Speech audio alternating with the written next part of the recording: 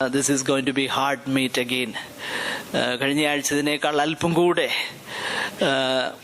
ആഴമാകുന്ന അല്ലെങ്കിൽ അല്പം കൂടെ മനസ്സിലാക്കാൻ ബുദ്ധിമുട്ടുള്ളതാകുന്ന ഭാഗമാണ് നമ്മൾ ഡീൽ ചെയ്യുവാനായിട്ട് പോകുന്നത്. അതുകൊണ്ട് കഴിഞ്ഞ ആഴ്ചയിലൊന്നും ക്ലാസ്സുകൾ അറ്റൻഡ് ചെയ്യാത്തവർക്ക് അത് മനസ്സിലാകാൻ വലിയ ബുദ്ധിമുട്ടായിരിക്കാൻ സാധ്യതയുണ്ട്. എങ്കിലും കാരണം അതിൻ്റെ ബേസിസ് ഇല്ലാതെ ചിന്തിച്ചു കഴിഞ്ഞാൽ അത് മനസ്സിലാക്കാൻ അല്പം ബുദ്ധിമുട്ടുണ്ട്. കാരണം everything has to be in context. ആ പ്രത്യേക പശ്ചാത്തലത്തിൽ നിന്നുകൊണ്ട് മാത്രമേ ആ വിഷയങ്ങൾ വിശദീകരിപ്പാനും മനസ്സിലാക്കുവാനും നമുക്ക് കഴിയത്തുള്ളൂ.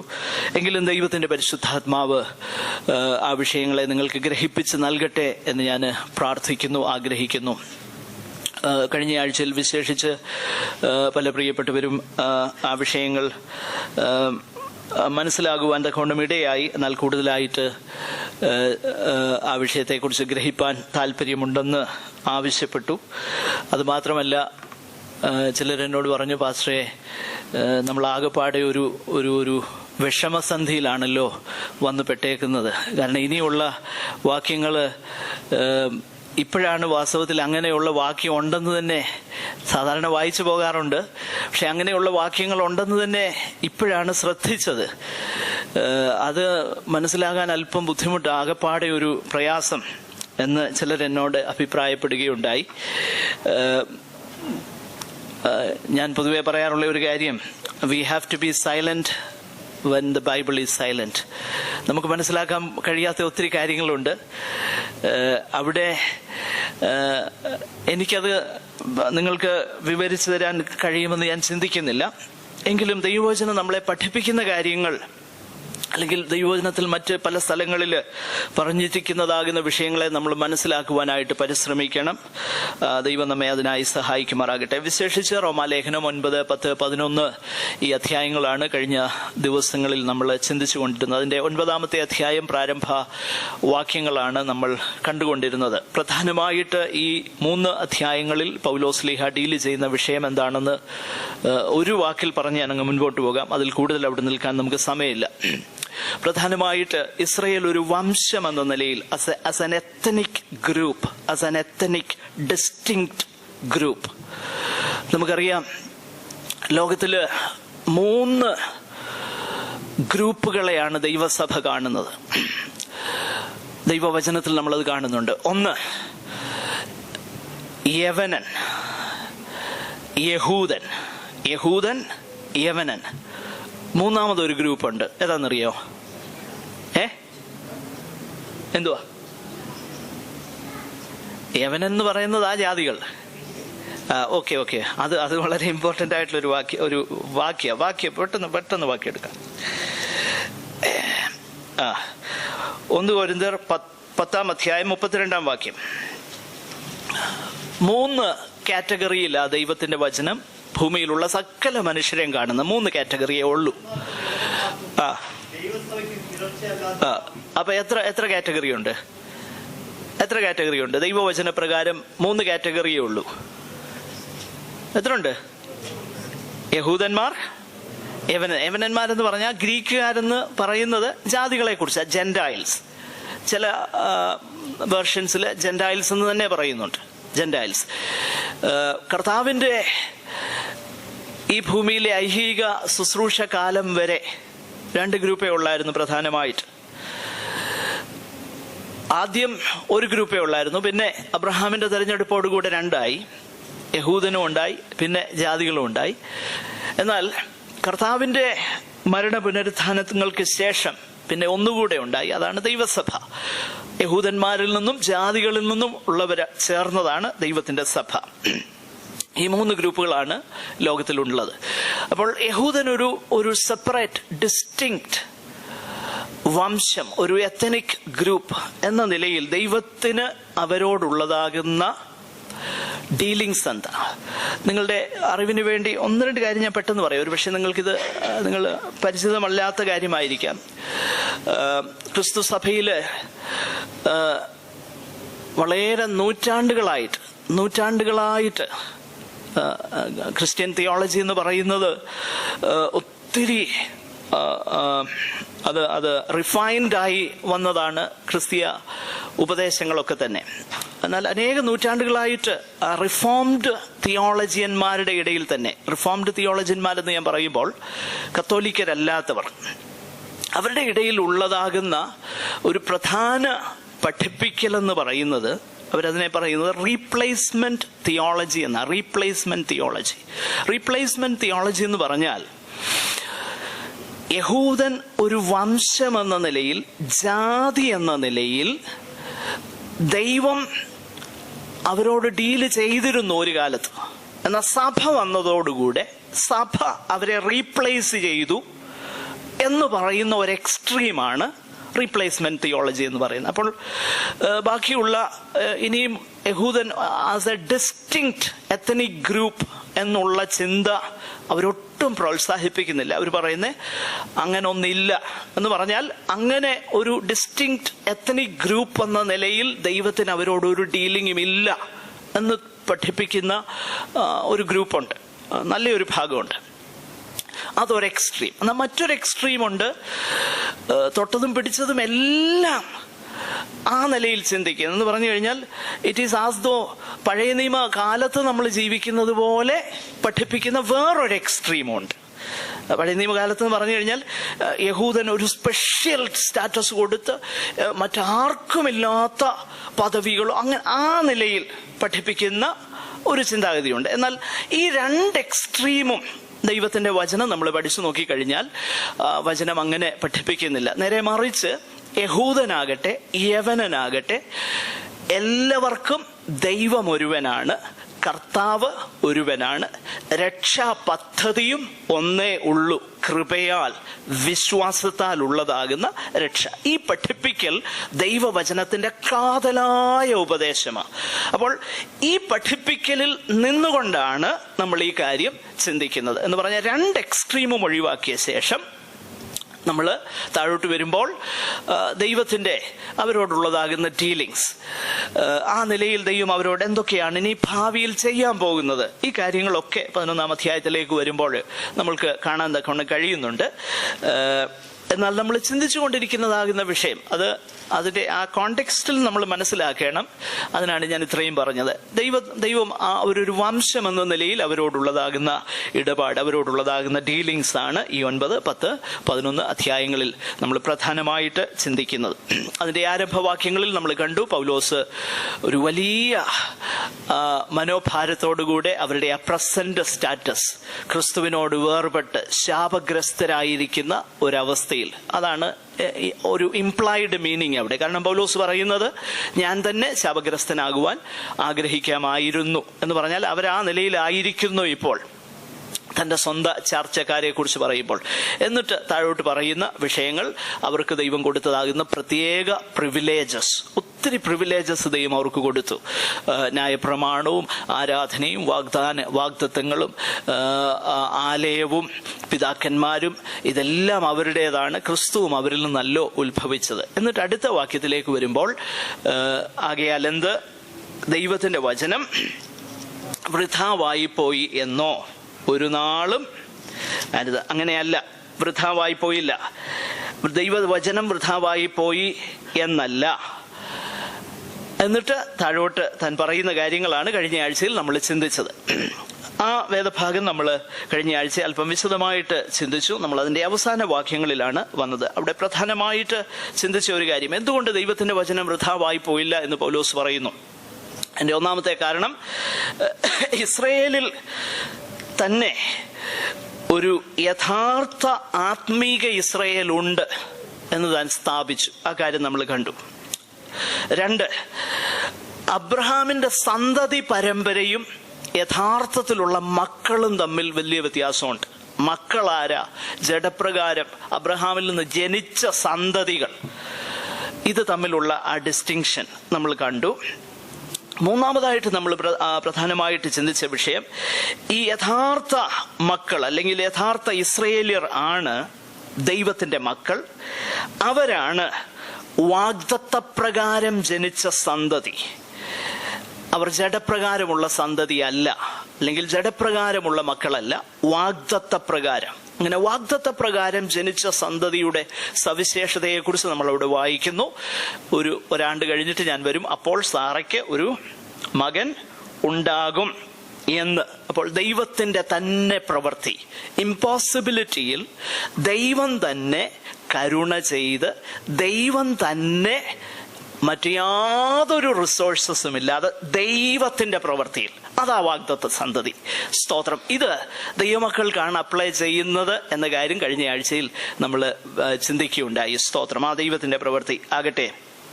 ഇനിയും തുടർന്ന് ആ ഭാഗത്ത് നമ്മൾ ആ വാഗ്ദത്ത സന്തതിയെ കുറിച്ച് പറയുമ്പോൾ 2 ഉദാഹരണങ്ങൾ പൗലോസ് പഴയ നിയമത്തിൽ നിന്ന് കൊടുക്കുന്നു. ഒന്ന്, ഇസഹാക്കിനെ കുറിച്ചും ഇഷ്മയേലിനെ കുറിച്ചും പറയുന്നു. അബ്രഹാം പറഞ്ഞു, oh that Ishmael might live before you, Ishmael നിന്റെ മുൻപാകെ ജീവിച്ചിരുന്നാൽ മതി എന്ന് പറഞ്ഞ സ്ഥാനത്ത് ദൈവം പറയുന്നോ, അങ്ങനെയല്ല, സാറയ്ക്ക് ഒരു സന്തതി ഉണ്ടാകും എന്ന് പറഞ്ഞ് വാഗ്ദത്തം നൽകി.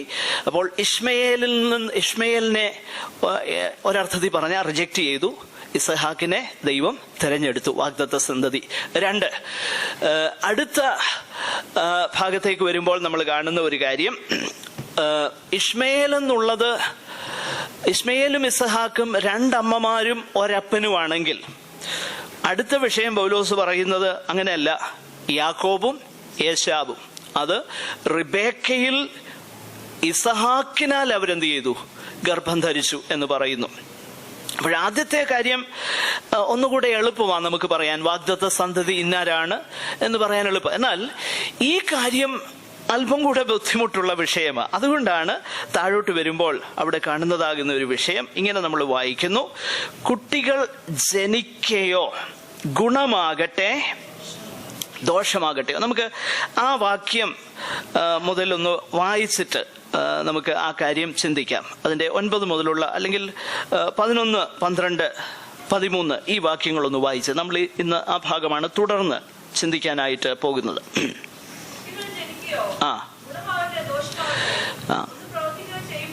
യെസ്.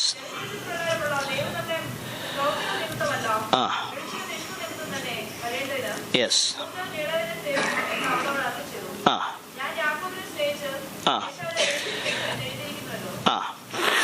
മതിയാവും. ഈ ഭാഗത്ത് അല്പം കൂടെ ഞാൻ കഴിഞ്ഞ ആഴ്ചയിൽ പറഞ്ഞതുപോലെ അല്പം കൂടെ മനസ്സിലാക്കാൻ ബുദ്ധിമുട്ടുള്ളതാകുന്ന ഒരു വിഷയമാണ്. ആദ്യത്തെ കാര്യം പൗലോസ് പറഞ്ഞത് വാഗ്ദത്ത സന്തതി, ചൈൽഡ് ഓഫ് പ്രോമിസ്. ഇവിടെ പ്രധാനമായിട്ട് പൗലോസ് പറയുവാൻ ആഗ്രഹിക്കുന്നതാകുന്ന വിഷയം, ഈ വാഗ്ദത്ത സന്തതിയെ ദൈവം എങ്ങനെയാണ് തെരഞ്ഞെടുത്തത്. അൺകണ്ടീഷണൽ ഇലക്ഷൻ, യാതൊരു നിബന്ധനകളുമില്ലാതെ, ഒരു കണ്ടീഷൻസും ഇല്ലാതെ. നമ്മൾ ഈ ഭാഗത്ത് വായിക്കുന്നു, യാക്കോബിനെ ദൈവം എന്ത് ചെയ്തു? തെരഞ്ഞെടുത്തു. യാക്കോബിനെ. അവിടെ പറയുന്നത് ദൈവത്തിന്റെ ഈ ഇലക്ഷൻ, ഈ തെരഞ്ഞെടുപ്പ് എന്നുള്ളത്, ആ ഭാഗം നമ്മൾ ശ്രദ്ധിച്ചു നോക്കിയാൽ കാണാൻ കഴിയുന്നതാകുന്ന ഒരു വിഷയം, മനുഷ്യൻ്റെതാകുന്ന യാതൊരു പ്രവർത്തികളും അതിന് കാരണമല്ല. ദൈവം അങ്ങനെ അങ്ങ് ഡിസൈഡ് ചെയ്യുക. Unconditional election. അപ്പൊ അതിനെക്കുറിച്ച് പറയുന്നത്, ഇവര് ജനിക്കുന്നതിന് മുൻപ് തന്നെ, ഇവരേതേലും പ്രവൃത്തി ചെയ്യുന്നതിന് മുൻപ് തന്നെ, ഗർഭത്തിലായിരിക്കുമ്പോൾ തന്നെ ദൈവം എന്ത് പറഞ്ഞു? മൂത്തവൻ ഇളയവനെ സേവിക്കുമെന്ന് ദൈവം പറഞ്ഞു. അപ്പോൾ ഇവിടെ ഒരു കാര്യം പ്രത്യേകിച്ച് പൗലോസ് പറയുകയാണ്. ദൈവം വളരെ വ്യക്തമായിട്ട് യാക്കോബിനെ തെരഞ്ഞെടുത്തു. നമ്മൾ ആദ്യത്തെ ഭാഗത്ത് കണ്ടു, ഇഷ്മയേലിനെ മാറ്റി ഇസഹാക്കിനെ തെരഞ്ഞെടുത്തു. ഇസഹാക്കിന്റെ സന്തതി പരമ്പര വന്നു കഴിഞ്ഞപ്പോൾ ഏശാവിനെ തിരസ്കരിച്ചു, യാക്കോബിനെ തെരഞ്ഞെടുക്കുന്നു. അപ്പൊ ഈ യാക്കോബിനെ ദൈവം തെരഞ്ഞെടുത്തു എന്നതിലൂടെ പൗലോസ് ഇവിടെ കൺവേ ചെയ്യുവാൻ ആഗ്രഹിക്കുന്ന സന്ദേശം, എല്ലാവരും ശ്രദ്ധിച്ചു കേൾക്കണേ. ദൈവത്തിന്റെ തെരഞ്ഞെടുപ്പെന്ന് പറയുന്നത് അതിനകത്ത് മനുഷ്യന് യാതൊരു പങ്കുമില്ല. ദൈവം തൻ്റെ കരുണയിൽ, ദൈവം തൻ്റെ സർവാധികാരത്തിൽ, ദൈവം തൻ്റെ നിർണയത്തിൽ, ദൈവം തൻ്റെ തിരുഹിതത്തിൽ, സർവശക്തനാകുന്ന സർവാധികാരിയാകുന്ന ദൈവം ഒരു നിബന്ധനകളും കണ്ടീഷൻസും ബാധകമാക്കാതെ ദൈവം തെരഞ്ഞെടുക്കുന്നു. അപ്പോൾ വാഗ്ദത്ത സന്തതിയുടെ രണ്ടാമത്തെ സവിശേഷത എന്നുള്ളത്, അല്ലെങ്കിൽ യഥാർത്ഥ ഇസ്രയേലിന്റെ, യഥാർത്ഥ ദൈവമക്കളുടെ, യഥാർത്ഥമായി ദൈവഭവനത്തിൽ ജനിച്ച വ്യക്തിയുടെ സവിശേഷത എന്ന് പറയുന്നത്, ആ വ്യക്തിയോ മറ്റാരെങ്കിലും അങ്ങനെ നിർണയിച്ചത് കൊണ്ടല്ല, ദൈവം തന്നെ സ്വയമായി അവിടുത്തെ തിരു ഇഷ്ടപ്രകാരം നിർണയിച്ച് ഉറപ്പിച്ചത് കൊണ്ട് ദൈവം ഈ വാഗ്ദത്ത സന്തതിയെ ഉണ്ടാക്കി. ഈ വിഷയമാണ് പൗലോസ് ഇവിടെ പറയുവാനായിട്ട് ആഗ്രഹിക്കുന്ന വിഷയം. അവിടെ ചില പ്രശ്നങ്ങളുണ്ട്, നിശ്ചയമായിട്ടും അവിടെ ചില പ്രശ്നങ്ങളുണ്ട്. ഞാൻ പറഞ്ഞല്ലോ, അതിന്റെ കോണ്ടെക്സ്റ്റിലാണ് നമ്മൾ കാണേണ്ടത്. പ്രശ്നം എന്ന് പറഞ്ഞാൽ ശരിയാകത്തില്ല. It is not problem, but there is a tension there. ദൈവവചനത്തിൽ പ്രോബ്ലംസ് ഇല്ല. There are no problems. പ്രശ്നങ്ങളല്ല അവിടെയുള്ളത്, അവിടെ ഒരു ടെൻഷനുണ്ട്. അത് ദൈവവചനത്തെ യഥാർത്ഥത്തിൽ പലപ്പോഴും നമുക്ക് മനസ്സിലാക്കാൻ കഴിയാതെ വരുന്നത് കൊണ്ടുള്ള ആ പ്രശ്നങ്ങളാണ് അവിടെ ഉള്ളത്. അത് നമ്മൾ മനസ്സിലാക്കണം. എന്നാൽ ഈ വിഷയം നമുക്ക് അല്പം ഒന്ന് വിശദീകരിക്കാനായി ദൈവവചനത്തിന്റെ പശ്ചാത്തലത്തിൽ ശ്രമിക്കാം. ആ കാര്യം ദയവായിട്ട്, അപ്പൊ ഒരു കാര്യം ക്ലിയർ ആണ്, ദൈവത്തിന്റെ ആ തെരഞ്ഞെടുപ്പ് എന്ന് പറയുന്നത് അൺകണ്ടീഷണലാ. അപ്പൊ അൺകണ്ടീഷണൽ ആണെന്ന് സ്ഥാപിക്കാൻ വേണ്ടിയാണ് പൗലോസ് ഈ വിഷയം എടുക്കുന്നത്.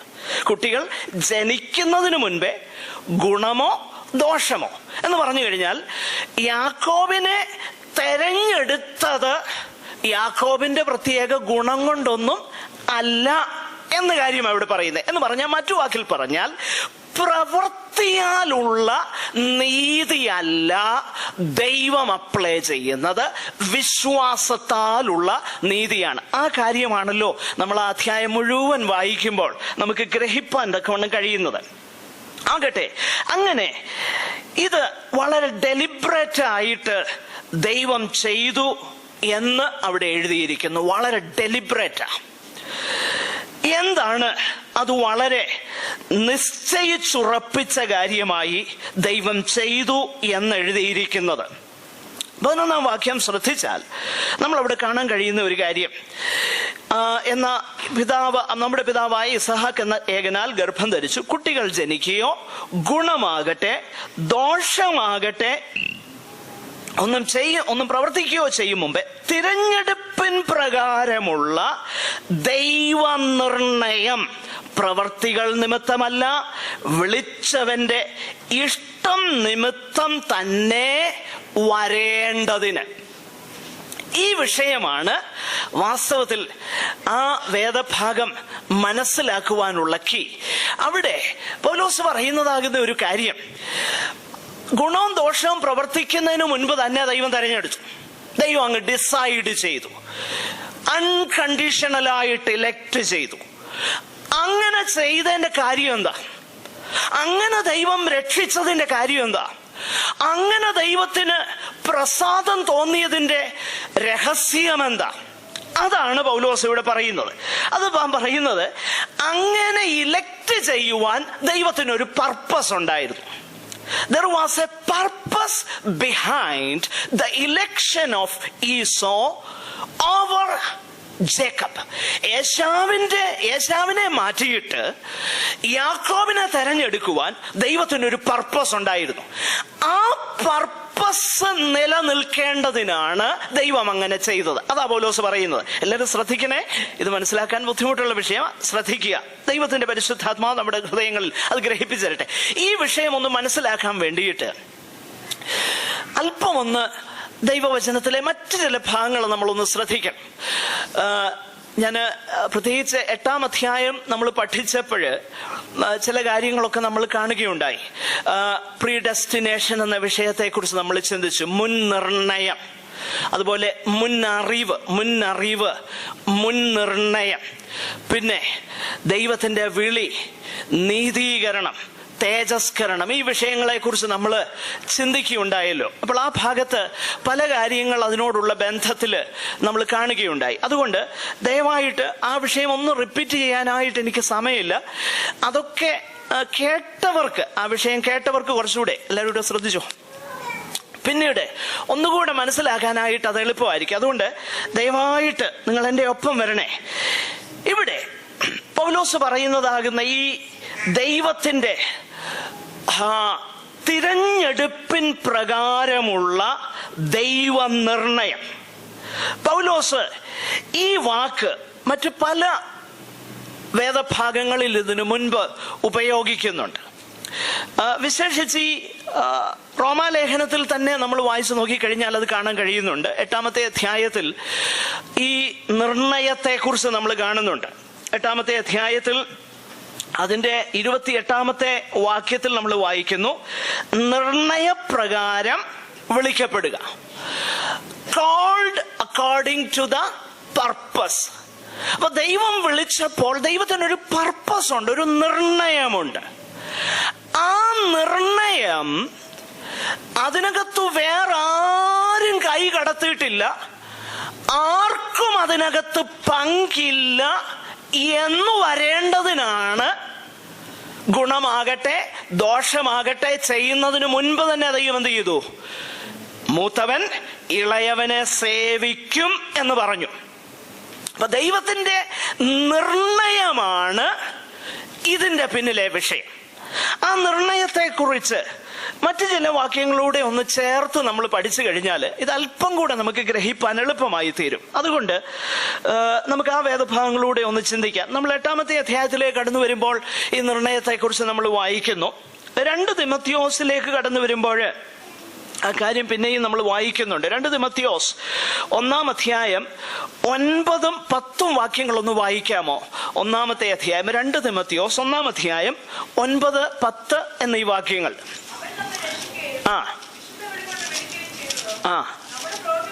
നോക്കുക, ഒന്ന് നമ്മൾ സാവധാനം പോണേ. നമ്മെ രക്ഷിച്ചു, നമ്മെ വിളിച്ചു. ഇത് പൗലോസിന്റെ ഭാഷയിൽ പറഞ്ഞാൽ ഇതെന്തുകൊണ്ടല്ല? നമ്മുടെ പ്രവർത്തികൾ നിമിത്തമല്ല. പിന്നെ സകല കാലത്തിനു മുൻപേ. അപ്പൊ ദൈവത്തിന്റെ പർപ്പസ് എന്ന് പറയുന്നത് it was in eternity past. നമ്മൾ യാക്കോബിനെ കുറിച്ചും ഏശാവിനെ കുറിച്ചും ചിന്തിച്ചു. അവിടെ നമ്മൾ വായിക്കുന്നത് കുട്ടികൾ ജനിക്കുന്നതിന് മുൻപേ ദൈവം പറഞ്ഞു മൂത്തവൻ ഇളയവനെ സേവിക്കുമെന്ന് പറഞ്ഞു. എന്നാൽ നമ്മെ സംബന്ധിച്ച്, വാഗ്ദത്ത സന്തതിയെ സംബന്ധിച്ച്, ദൈവമക്കളെ സംബന്ധിച്ച് പൗലോസ് ഇതേ പദങ്ങൾ തന്നെയാണ് ഉപയോഗിക്കുന്നത്. എന്നിട്ട് പറയുകയാണ്, സകല കാലത്തിനു മുൻപേ, ഇൻ ഇറ്റേണിറ്റി പാസ്റ്റ്, ദൈവം എന്ത് ചെയ്തു? നിർണയിച്ചു. ദൈവത്തിനൊരു നിർണയമുണ്ടായിരുന്നു സകല കാലത്തിനു മുൻപേ. ആ നിർണയം ക്രിസ്തുവിൽ കൂടെയായിരുന്നു. നോക്കണം പ്രിയമുള്ളവരെ, ദൈവസഭ എന്നുള്ളത് ഒരു ആഫ്റ്റർ തോട്ടല്ല. പിന്നെ എന്തായിരുന്നു? സകല കാലത്തിനു മുൻപേ ക്രിസ്തുവിൽ ദൈവം എന്ത് ചെയ്തു? നിർണയിച്ചു. ദൈവത്തിന് ഒരു സർപ്രൈസസുമില്ല. ദൈവം സകലവും തൻ്റെ അനാദികാലം മുതലുള്ള നിർണയപ്രകാരമാണ് സകലവും ചെയ്യുന്നത്. ഇന്ന് ഈ ഭൂമിയിൽ നടക്കുന്ന സകല കാര്യങ്ങൾക്കും ദൈവത്തിനൊരു നിർണയമുണ്ട്. ദൈവം സർവാധികാരിയായി, സർവവല്ലഭനായി, സർവജ്ഞാനിയായി അവിടുന്ന് വിരാജിച്ചരുളുകയാണ്. ആ ദൈവത്തിന്റെ നിർണയത്തിൽ ഭാഗ്യവശാൽ ദൈവമക്കളായി തീരുവാൻ ആ വലിയവനാകുന്ന ദൈവത്തിന്റെ നിർണയത്തിൽ എന്നെയും നിന്നെയും ഉൾപ്പെടുത്തിയെന്നോർക്കുമ്പോൾ നമ്മുടെ ഹൃദയം നന്ദിയാൽ നിറഞ്ഞ് നാം ദൈവത്തിന് സ്തോത്രം ചെയ്യണം. അപ്പോൾ ദൈവം അനാദികാലത്തിന് മുൻപേ ക്രിസ്തുവിൽ എന്ത് ചെയ്തു? നിർണയിച്ചു. ആ നിർണയം കൃപയാലാണ് താൻ നിർണയിച്ചത്. എന്നിട്ട് താൻ പറയുന്നത്, ഈ സകല നിർണയത്തിന്റെയും അടിസ്ഥാനം നമ്മുടെ പ്രവൃത്തിയൊന്നുമല്ല, പിന്നെയോ അവിടുത്തെ വലിയ കൃപയാണെന്ന് അവിടെ തിമോഥെയോസിന്റെ ലേഖനത്തില് പൗലോസ് പറയുന്നു. ആകട്ടെ, നമുക്കൊരു വേദഭാഗം കൂടെ ആ നിർണയത്തെ കുറിച്ച് പൗലോസ് ശ്ലീഹ തന്നെ പറയുന്ന ഒരു പദം കൂടെ നമുക്കൊന്ന് ശ്രദ്ധിക്കാം. അത് എഫേസ്യ ലേഖനത്തിലാണ് നമ്മളിവിടെ വായിക്കുന്നത്. എഫേസ്യ ലേഖനം 1-ാമത്തെ അധ്യായം അതിന്റെ 11-ാമത്തെ വാക്യത്തിലും 4 മുതൽ 6 വരെയുള്ള വാക്യങ്ങളിലുമൊക്കെ ആ കാര്യം നമ്മൾ അവിടെ കാണുന്നുണ്ട്. 11-ാമത്തെ വാക്യത്തിൽ നമ്മൾ ഇങ്ങനെ വായിക്കുന്നു. യെസ്, നോക്കുക, തന്റെ ഹിതത്തിന്റെ ആലോചന പോലെ. ഇംഗ്ലീഷിലൊന്ന് വായിക്കാമോ ആ വാക്യം?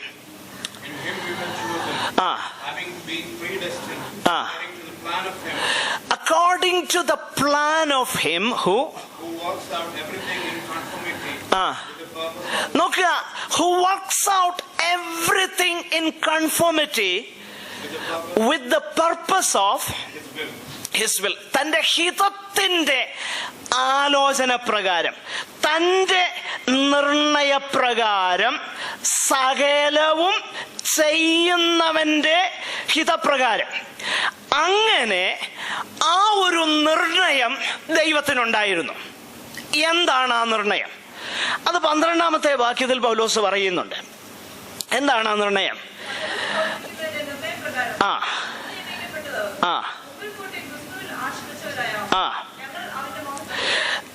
ഞങ്ങൾ അവന്റെ മഹത്വത്തിന്റെ പുകഴ്ചയ്ക്കാകേണ്ടതിന് തന്നെ. അപ്പൊ ദൈവത്തിന്റെ നിർണയം എന്ന് പറയുന്നത് നാം ആരായിത്തീരണം? ദൈവത്തിന്റെ മഹത്വത്തിന്റെ പുകഴ്ചയ്ക്കായി തീരണം. പ്രിയമുള്ളവരെ, നിത്യതയില് നമ്മൾ പാടാൻ പോകുന്ന ഒരു പാട്ട് എന്നാണെന്നറിയാമോ? നിത്യതയിൽ നമ്മൾ പാടാൻ പോകുന്ന പാട്ട് ഇതായിരിക്കും. വെളിപ്പാട് പുസ്തകത്തില് യോഹന്നാൻ അപ്പോസ്തലൻ ആ കാര്യം വളരെ വ്യക്തമായി പറയുന്നുണ്ട്. നിത്യതയില് നമ്മൾ പാടാൻ പോകുന്നതാകുന്ന പാട്ട് ഇതാണ്. 5-ാമത്തെ അധ്യായം വെളിപ്പാട് പുസ്തകം അതിന്റെ 12-ാമത്തെ വാക്യത്തില് യെസ്, അതിന്റെ 9-ാമത്തെ വാക്യം കൂടെ ഒന്ന് വായിച്ചേ, എന്നിട്ട് നമുക്ക് താഴോട്ട് വരാം.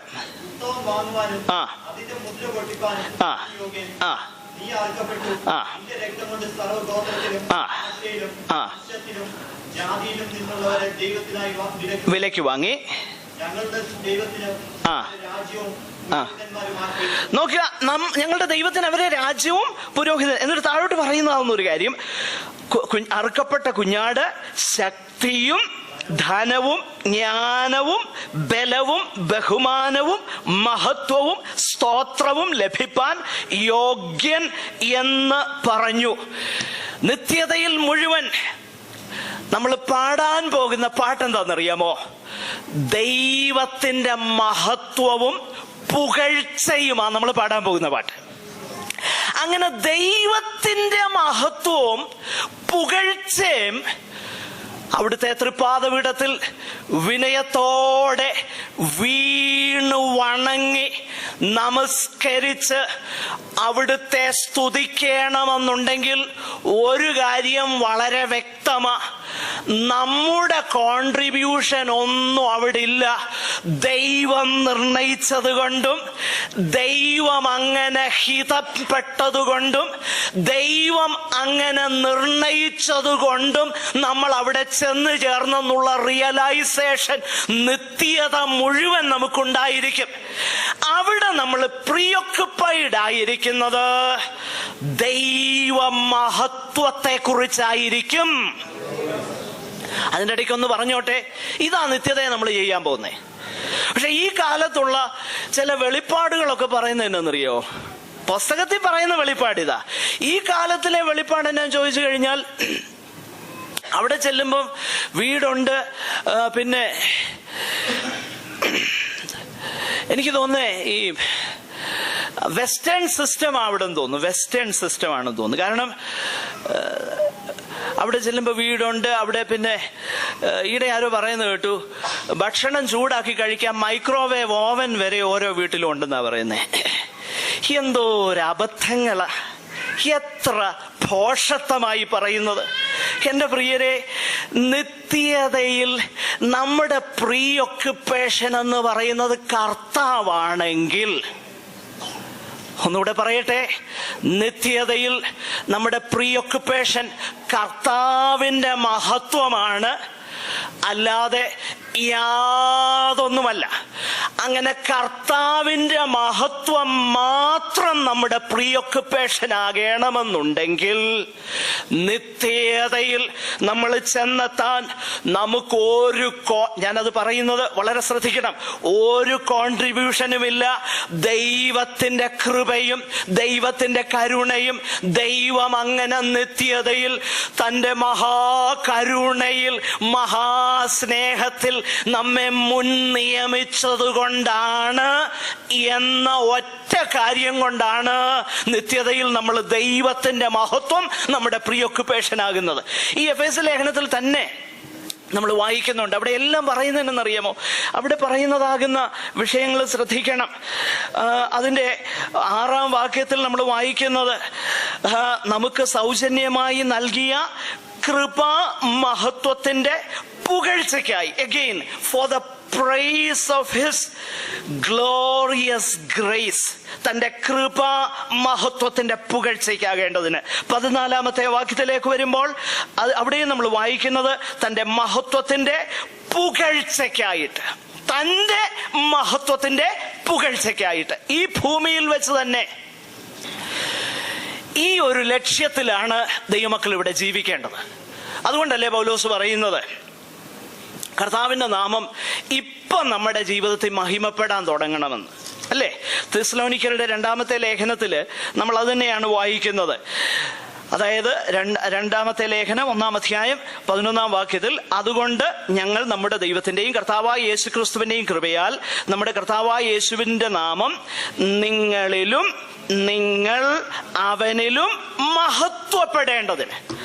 ഇനി മഹത്വപ്പെടാൻ പോവുകയാണ്. നമ്മൾ വായിക്കുന്നു, ക്രിസ്തുയേശു തന്റെ മഹിമയോടെ വരുമ്പോൾ അവന്റെ വിശുദ്ധന്മാരിൽ അവൻ മഹിമപ്പെടാൻ പോകുകയാണ് ഭാവിയിൽ.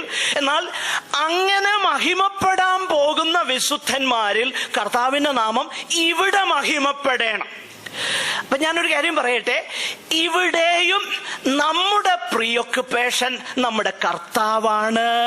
നമ്മുടെ സെൽഫ് സെന്റേർഡ്നെസ് ഒക്കെ ഒന്ന് മാറിയിട്ട് നമ്മുടെ കർത്താവിലേക്ക് നമ്മൾ ഫോക്കസ് ചെയ്യാൻ തുടങ്ങണം. കാരണം ഒന്ന് ചിന്തിച്ചേ, അനന്തകാല നിത്യതയിൽ തന്നെ ക്രിസ്തുവേശുവിൽ നമ്മെ അവിടുത്തെ ആ മുൻനിർണയ പ്രകാരം നമ്മൾ ദൈവമക്കളായി വാഗ്ദത്ത സന്തതിയായി കർത്താവിനോട് കൂടെ വാഴണമെന്ന് അവിടെ നിർണയിച്ചതുകൊണ്ട് നമ്മളിപ്പോ ദൈവമക്കളാകുന്നു. ആകട്ടെ, പൗലോസ് പറയുകയാണ്, അങ്ങനെ നമ്മൾ കർത്താവിന്റെ നാമത്തിന്റെ പുകഴ്ചയ്ക്കാകേണ്ടതിന് തന്നെ. അപ്പോൾ ഇവിടെ ഈ വേദഭാഗം നമ്മൾ താഴോട്ട് യാക്കോബിനോടും ഏശാവിനോടുമുള്ളതാകുന്ന ബന്ധത്തിൽ നമ്മൾ ചിന്തിച്ച് നോക്കിക്കഴിഞ്ഞാൽ അവിടെ ഒരു കാര്യം പൗലോസ് പറയുന്നു. അതായത് ഗുണമാകട്ടെ ദോഷമാകട്ടെ പ്രവർത്തിക്കുന്നതിന് മുൻപ് തന്നെ തിരഞ്ഞെടുപ്പിൻ പ്രകാരമുള്ള ദൈവനിർണയം പ്രവർത്തികൾ നിമിത്തമല്ല, വിളിച്ചവന്റെ ഇഷ്ടം നിമിത്തം തന്നെ വരേണ്ടതിന്, അങ്ങനെ വരേണ്ടതിന്. എന്നിട്ട് പൗലോസ് ആ ഭാഗത്ത്, ഞാൻ ആദ്യം നമ്മളോടുള്ള ബന്ധത്തിൽ അത് പറഞ്ഞെങ്കിൽ ഇവിടെ ഈ ഭാഗത്ത് ആ കാര്യം, ആ പർപ്പസ് ഇവിടെ അതായത് യാക്കോബിനോടും ഏശാവിനോടുമുള്ള ബന്ധത്തിൽ പറയുകയാണ്. ഏശാവിനെ ബൈപ്പാസ് ചെയ്തിട്ട് ദൈവം യാക്കോബിനെ തെരഞ്ഞെടുത്തു. അതങ്ങനെ ചെയ്യാനുള്ളതാകുന്ന കാരണം തെരഞ്ഞെടുപ്പിൻ പ്രകാരമുള്ള ദൈവനിർണയം പ്രവർത്തികൾ നിമിത്തമല്ല, വിളിച്ചവന്റെ ഇഷ്ടം നിമിത്തം തന്നെ വരേണ്ടതിന്. ഈ കാര്യം നമ്മൾ പറയുമ്പോൾ ഒരു കാര്യം കൂടെ ഒന്ന് ക്ലാരിഫൈ ചെയ്ത് മുൻപോട്ട് പോകാനായിട്ടാണ് ഞാൻ ആഗ്രഹിക്കുന്നത്. സ്തോത്രം. ആ കാര്യം നമുക്ക് മുൻപോട്ട് അത് മനസ്സിലാക്കാൻ തക്കൊണ്ട് കഴിയുന്നുണ്ട്. ഒന്ന്, താഴോട്ട് നമ്മൾ വായിച്ചു നോക്കിക്കഴിഞ്ഞാൽ 13-ാമത്തെ വാക്യത്തില് പൗലോസ് പറയുന്നതാകുന്ന ഒരു കാര്യം ഇതാണ്: ഞാന് യാക്കോബിനെ സ്നേഹിച്ചു, ഏശാവിനെ ദ്വേഷിച്ചിരിക്കുന്നു എന്ന് എഴുതിയിരിക്കുന്നുവല്ലോ. സ്തോത്രം. ഇത് വാസ്തവത്തിൽ മലാഖി പ്രവചനത്തിന്റെ ഒരു കൊട്ടേഷനാ. മലാഖി പ്രവചനം 1-ാം അധ്യായം 2 മുതൽ 4 വരെയുള്ള വാക്യത്തിന്റെ ഒരു ഉദ്ധരണിയാണ് പൗലോസ് ഇവിടെ എടുത്ത് എഴുതിയിരിക്കുന്നത്. സ്തോത്രം. വാസ്തവത്തിൽ ഈ വേദഭാഗം വായിക്കുമ്പോൾ എനിക്ക് വലിയ പ്രയാസം തോന്നിയിട്ടുണ്ട്. കാരണം ദൈവം എന്ത് ചെയ്തു? ഏശാവിനെ ദ്വേഷിച്ചു, പിന്നെ യാക്കോബിനെ അങ്ങ് സ്നേഹിക്കുകയും ചെയ്തു. ഇത് ഒരു അനീതിയല്ലേ എന്ന് തോന്നും. സ്തോത്രം. വാസ്തവത്തില് അങ്ങനെ ആ അക്ഷരീകമാകുന്ന അർത്ഥത്തിൽ അതെടുത്താൽ അങ്ങനെ ചിന്തിക്കാൻ സാധ്യതയുണ്ട്. എന്നാൽ ഒരു കാര്യം ഞാൻ അതിൻ്റെ ഇടയ്ക്കൊന്ന് പറഞ്ഞോട്ടെ. നേരത്തെ ഒരു കാര്യം ഞാൻ പറയുകയുണ്ടായി. അതായത് ദൈവത്തിന്റെ സോവറിനിറ്റിയും ദൈവത്തിന്റെ സർവാധികാരവും മനുഷ്യന്റെ റെസ്പോൺസിബിലിറ്റി, മനുഷ്യന്റെ ഉത്തരവാദിത്വവും വേദപുസ്തകം പഠിപ്പിക്കുന്ന ഒരു കാര്യമാണ്. സ്തോത്രം. യേശു കർത്താവ് തന്നെ പറഞ്ഞ വാക്കുകൾ ഞാൻ ഇതിനു മുൻപ് നിങ്ങളോട് പറഞ്ഞിട്ടുണ്ട്. കർത്താവ് യോഹന്നാന്റെ സുവിശേഷത്തിൽ പറയുന്ന ഒരു കാര്യം: നിങ്ങൾക്ക് എൻ്റെ അടുക്കലേക്ക് വരാൻ നിങ്ങൾക്ക് അതിന് ആഗ്രഹമില്ല, അല്ലെങ്കിൽ യു ഡോണ്ട് വിൽ, നിങ്ങൾക്ക് എൻ്റെ അടുക്കൽ വരാൻ മനസ്സില്ല, അതുകൊണ്ട് നിങ്ങൾ വരുന്നില്ല. എന്നാൽ മറ്റൊരു ഭാഗത്ത് കർത്താവ് പറയുന്നു, പിതാവ് ആകർഷിച്ചിട്ടല്ലാതെ ആർക്കും എന്ത് ചെയ്യാൻ പറ്റുകയില്ല, പുത്രന്റെ അടുക്കലേക്ക് വരാൻ കഴിയുകയില്ലെന്ന് പറയും. അപ്പോൾ നോക്കുക, ഒരു ഭാഗത്ത് പിതാവ് ആകർഷിക്കുന്നതിനെ കുറിച്ച് പറയുന്നു, എന്നാൽ മറുഭാഗത്ത് മനുഷ്യന്റെ ഉത്തരവാദിത്തത്തെ കുറിച്ച് പറയുന്നു. നിങ്ങൾക്ക് മനസ്സില്ല എൻ്റെ അടുക്കലേക്ക് വരുവാൻ എന്ന് യേശു പറയുന്നു. ഈ രണ്ട് കാര്യവും ദൈവത്തിന്റെ വചനം പഠിപ്പിക്കുന്നുണ്ട്. ഇവിടെ ദൈവത്തിന്റെ ആ സർവാധികാരവും ദൈവത്തിന്റെ അൺകണ്ടീഷണൽ ഇലക്ഷനും, ദൈവം യാതൊരു കണ്ടീഷനും കൂടാതെ ഇലക്ട് ചെയ്യുന്നതും തെരഞ്ഞെടുക്കുന്നതും, അതേസമയം തന്നെ മനുഷ്യനെ അവന്റെ ചോയ്സസിന് റെസ്പോൺസിബിൾ ആക്കുന്നതും ദൈവവചനം പഠിപ്പിക്കുന്നുണ്ട്. സ്തോത്രം. ഇത് നമ്മൾ മറന്നു പോകരുത്, നമ്മുടെ മനസ്സിൽ ഇത് ഉണ്ടായിരിക്കണം. ദൈവത്തിന്റെ ഇലക്ഷൻ എന്നുള്ളത് അൺകണ്ടീഷണലാണ്. യാതൊരു കണ്ടീഷനുമില്ല, യാതൊരു നിബന്ധനകളുമില്ല. അത് ദൈവത്തിന്റെ വചനം പഠിപ്പിക്കുന്ന ഒരു കാര്യമാണ്. ദൈവത്തിന്റെ സർവാധികാരത്തിൽ ദൈവം അങ്ങനെ ചെയ്യുന്നു. അതേസമയം തന്നെ മനുഷ്യന്റെ സകല തെരഞ്ഞെടുപ്പുകൾക്കും ദൈവം അവനെ തന്നെ ഉത്തരവാദിയാക്കുകയും ചെയ്യുന്നു. ഈ രണ്ട് കാര്യം കൂടെ എങ്ങനെയാ വിശദീകരിച്ചു തരാൻ കഴിയുന്നതെന്ന് എനിക്കറിയത്തില്ല. എൻ്റെ ആ ഇഗ്നോറൻസ് ഞാൻ സമ്മതിക്കുക. പക്ഷെ ഇത് രണ്ടും ദൈവത്തിന്റെ വചനം പഠിപ്പിക്കുന്നുണ്ട് എന്ന് മാത്രം പറഞ്ഞ് ഞാൻ മുൻപോട്ട് പോകട്ടെ. അവിടെ ആ ഭാഗം ഒന്നുകൂടെ നമുക്ക് എങ്ങനെ അത് മനസ്സിലാക്കാൻ കഴിയും? അത് ലിറ്ററൽ സെൻസിൽ എടുക്കാൻ കഴിയത്തില്ല. നേരെ മറിച്ച് എബ്രായ ഭാഷയിലുള്ളതാകുന്ന ഒരു പ്രത്യേക ചിന്താഗതി അവിടെ നമുക്ക് കാണാൻ കഴിയുന്നുണ്ട്. അതായത് ഒരു കാര്യത്തിനുപരിയായി, അല്ലെങ്കിൽ ഒരു വ്യക്തിക്കുപരിയായി മറ്റൊരു വ്യക്തിയെ പ്രിഫർ ചെയ്യുന്ന ആശയമാണ് അവിടെ വരുന്നത്. ഇത് ഞാൻ വ്യക്തമാക്കാം, വേദപുസ്തകത്തിൽ നിന്ന് തന്നെ വ്യക്തമാക്കാം. അതായത് ഞാൻ ദ്വേഷിച്ചു എന്ന് പറയുമ്പോൾ, ഇന്നാളെ ഞാൻ സ്നേഹിച്ചു, ഇന്നാളെ ദ്വേഷിച്ചു എന്ന് പറയുമ്പോൾ, ആ വ്യക്തിയോട് അങ്ങ് പിണങ്ങി അവനെ ഒഴിവാക്കി അവനുമായിട്ട് യാതൊരു കാര്യവുമില്ല എന്ന അർത്ഥത്തിലല്ല. നേരെ മറിച്ച് അതിനേക്കാൾ ഉപരിയായി ഈ വ്യക്തിയോടാണ് എനിക്ക് പ്രീതിയുള്ളത് എന്നുള്ള ആശയം തരാനാണ് ഈ പ്രത്യേക വേദഭാഗം ദൈവവചനത്തിൽ ഉപയോഗിച്ചിട്ടുള്ളത്. അത് കർത്താവ് തന്നെ, നമ്മുടെ വാഴ്ത്തപ്പെട്ടവനാകുന്ന കർത്താവ് തന്നെ ഈ കാര്യം മനസ്സിലാക്കുവാൻ അവിടുത്തെ വാക്കുകളിൽ തന്നെ അതിനകത്തൊരു ഇന്റർപ്രറ്റീവ് ക്ലൂ ഉണ്ട്. അത് മനസ്സിലാക്കുവാൻ, അത് വ്യാഖ്യാനിക്കുവാൻ. ഉദാഹരണത്തിന് ലൂക്കോസിന്റെ സുവിശേഷം അതിന്റെ 14-ാം അധ്യായം 26-ാമത്തെ വാക്യത്തിൽ നമ്മൾ വായിക്കുന്നത് ഇങ്ങനെയാണ്. ലൂക്കോസിന്റെ സുവിശേഷം 14-ാം അധ്യായം 26-ാമത്തെ വാക്യം ഒന്ന് വായിച്ചേ. ആ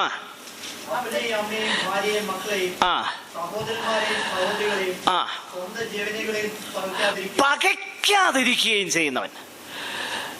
ഇംഗ്ലീഷ് പറഞ്ഞേക്കുന്ന യു മസ്റ്റ് ഹേറ്റ്. എന്റെ അടുക്കൽ വരികയും മറ്റേനെ എന്ത് ചെയ്യണം? പകയ്ക്കുകയും ചെയ്യണം. എന്താണ് അതിന്റെ അർത്ഥം?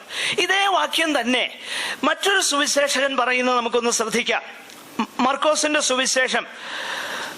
സുവിശേഷമാണെന്ന് തോന്നുന്നു, 10:37. അതോ മത്തായിയുടെ സുവിശേഷമാണോ?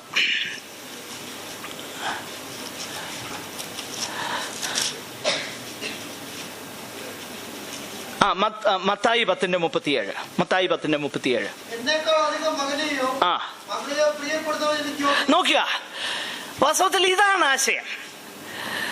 പകയ്ക്കുക എന്ന് പറയുമ്പോൾ അവരെ പൂർണ്ണമായിട്ടും തള്ളിക്കളയുന്ന ആ അർത്ഥത്തിലല്ല അത് പറയുന്നത്. നേരെ മറിച്ച് അതിനേക്കാളും അധികമാകുന്ന ബന്ധം, പ്രിഫറൻസ്.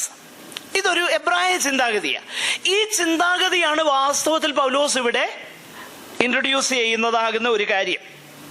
അപ്പോൾ അത് നമ്മൾ മനസ്സിൽ വെച്ചുകൊണ്ട് ഇത് മനസ്സിൽ വെക്കുക. ഒന്ന്, ഇത് പകയ്ക്ക് ദ്വേഷിച്ചിരിക്കുന്നു എന്ന് പറയുമ്പോൾ അതിന്റെ അർത്ഥം കർത്താവ് എന്ത് ചെയ്തു? യാക്കോബിനെ തെരഞ്ഞെടുത്തു എന്ന അർത്ഥത്തിലാണ്. അവനെ അങ്ങ് ദ്വേഷിച്ചു, അവനെ അങ്ങ് തള്ളിക്കളഞ്ഞു എന്നതിനേക്കാളും ഗോഡ് പ്രിഫേർഡ് ജേക്കബ്, ആ അർത്ഥത്തിലാണ്. അപ്പോൾ ഏശാവിനെ ഞാൻ ദ്വേഷിച്ചിരിക്കുന്നു എന്നത് ഈ വേദഭാഗങ്ങളുടെ വെളിച്ചത്തിൽ നമ്മൾ മനസ്സിലാക്കുക. അതേസമയം തന്നെ നമ്മൾ താഴോട്ട് അല്ലെങ്കിൽ മറ്റു വേദഭാഗങ്ങളൊക്കെ ശ്രദ്ധിച്ച് നോക്കിക്കഴിഞ്ഞാൽ ഒരു കാര്യം വ്യക്തമാകുവാൻ അല്ലെങ്കിൽ വ്യക്തമായി നമുക്ക് മനസ്സിലാക്കാൻ കഴിയുന്നുണ്ട്. ഏശാവിന് തൻ്റെ ആ പ്രത്യേക പദവികൾ നഷ്ടമാകുന്നതിൽ തനിക്കുള്ള പങ്കിനെ കുറിച്ചും ദൈവവചനം പഠിപ്പിക്കുന്നുണ്ട്. ഉദാഹരണത്തിന് നമ്മൾ ഉൽപ്പത്തി പുസ്തകം 25-ാം അധ്യായം അതിന്റെ 29 മുതൽ താഴോട്ട് വായിച്ചു നോക്കിക്കഴിഞ്ഞാൽ ആ സംഭവം ദൈവത്തിന്റെ പരിശുദ്ധാത്മാവ് രേഖപ്പെടുത്തുന്നത് നമുക്ക് മനസ്സിലാക്കാൻ കഴിയുന്നുണ്ട്. ഉൽപ്പത്തി പുസ്തകം 25-ാം അധ്യായം 29 മുതലുള്ളതാകുന്ന വാക്യങ്ങൾ, അത് മുഴുവൻ വായിക്കാൻ നമുക്ക് സമയമില്ല. എന്നാൽ ആ അധ്യായത്തിന്റെ അവസാനത്തെ വാക്യം ഒന്ന് വായിച്ചേ. അവസാനത്തെ വാക്യം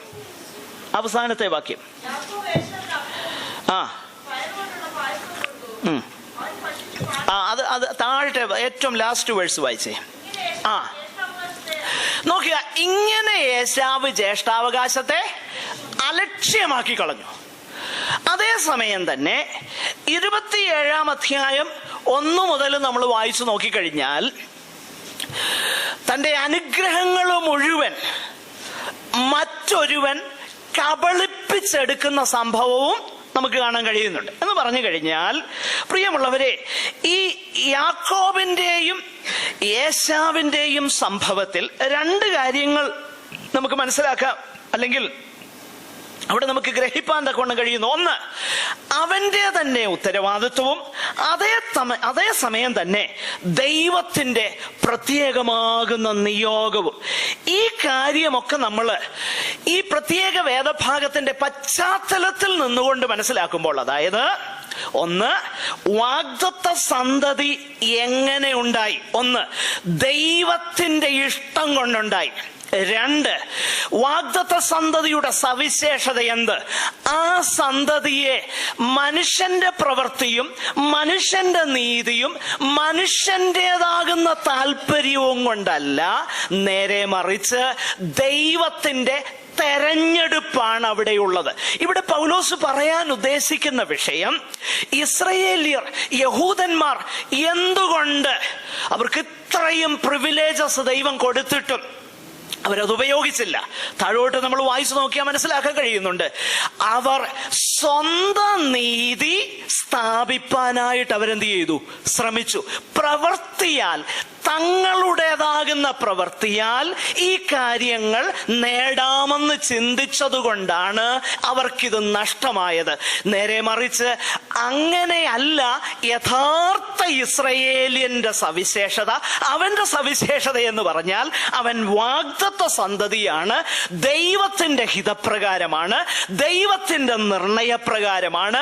അതിനകത്ത് മനുഷ്യന്റെ ഒരു പ്രവൃത്തിയും ബാധകമല്ല എന്ന സത്യം നമ്മെയും അവിടെയുള്ളതാകുന്ന വിശുദ്ധന്മാരെയും ഗ്രഹിപ്പിക്കുവാനാണ് ഈ പഴയ നിയമത്തിലുള്ളതാകുന്ന സംഭവങ്ങളെ പൗലോസ് ഇവിടെ വിശദീകരിച്ചിരിക്കുന്നത്. ഞാൻ പറഞ്ഞല്ലോ, ഈ വാക്യങ്ങളെ ആ കോണ്ടെക്സ്റ്റിൽ, ആ പശ്ചാത്തലത്തിൽ മനസ്സിലാക്കിയില്ലെങ്കിൽ നമുക്ക് ഒത്തിരി കൺഫ്യൂഷൻസ് ഉണ്ടാകും. അതുകൊണ്ട് അതേ പശ്ചാത്തലത്തിൽ ഇത്രയും മനസ്സിലാക്കുക. ഒന്ന്, വാഗ്ദത്ത സന്തതി ദൈവത്തിന്റെ ഇടപാട് മൂലം ഉണ്ടായി. രണ്ട്, ദൈവത്തിന്റെ അൺകണ്ടീഷണൽ ഇലക്ഷൻ നിമിത്തമാണ് ഇവര് ഉണ്ടായിരിക്കുന്നത്. ഈ രണ്ട് കാര്യങ്ങൾ അവിടെ നമുക്ക് കാണാൻ കഴിയുന്നുണ്ട്. അതേസമയം തന്നെ ഈ ഇലക്ഷൻ അല്ലെങ്കിൽ ഈ തെരഞ്ഞെടുപ്പ് എന്നുള്ള വിഷയം നമ്മുടെ ബുദ്ധിക്ക് അപ്പുറമായിട്ടുള്ള കാര്യങ്ങളാണ്. ദൈവവചനത്തിൽ ഇത്രയുമൊക്കെ കാര്യങ്ങൾ ഇതിനെക്കുറിച്ച് പറഞ്ഞിട്ടുണ്ട്. ഇതിനപ്പുറമായിട്ട് വിശദീകരണം കൊടുത്തിട്ടില്ല.